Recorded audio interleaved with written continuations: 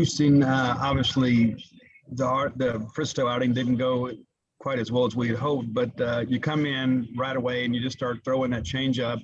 And didn't it seem like you started pitching them backwards for you, where you're able to kind of spot that fastball up and run up in his zone?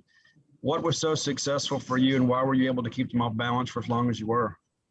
I think it was a great mix of things. I wouldn't just narrow it down to one piece, but Fox called a great game and just went out there and executed pitches.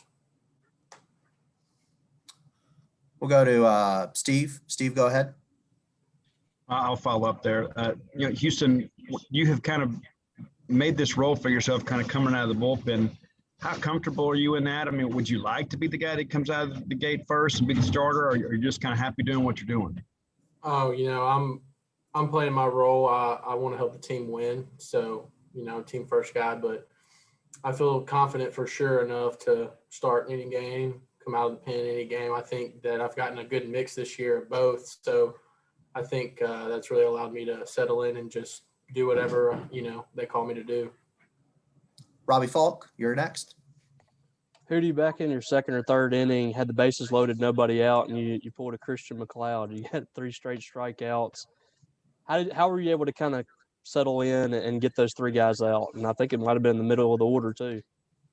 Yeah, I think it was just, take a deep breath and just get right back at it. Don't want to overdo anything. Don't want to take the foot off the gas, just settle in, stay confident, and make some pitches. John Sokoloff. Hey, Houston. So kind of take me through when you had to come into the game, because it was obviously much earlier than you expected. So kind of like take me through your whole process of getting in there earlier than you expected and kind of settling in. I think it's one of those things where as soon as the game starts, I'm going to be ready to go, whether it's the 3rd, 4th, or the 6th. I'm always going to be ready to take the ball and run with it. But mindset-wise, it's just plan and prepare each day to come in early, to be the guy that can get in there and, clean up a little bit of a mess. So I think it's just always making sure that I have the plan and I'm prepared to go in there and get it done. We'll send it over to David Murray. David.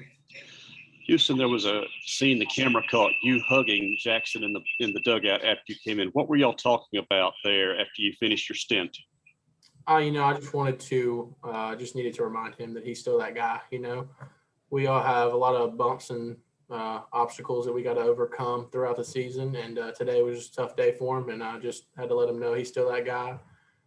He controls his own confidence, and he is the one, to run out there and get it done for us. He had a rough day, but. We'll go back to Steve. Steve, go ahead.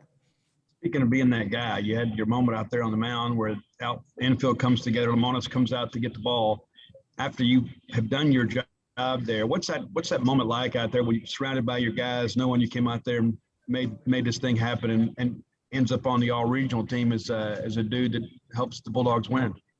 It's an indescribable feeling. I mean, especially when my defense plays as well as they do behind me. I just very thankful.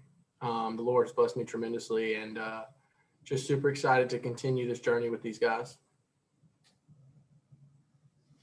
Thanks so much, Houston. We'll get Landon Sims on here next. Appreciate y'all.